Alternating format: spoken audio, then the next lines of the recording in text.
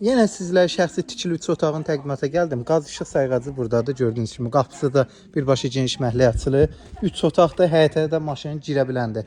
Suyu artezan suyudur. Adden artezan suyu var, işığı var, qazı var.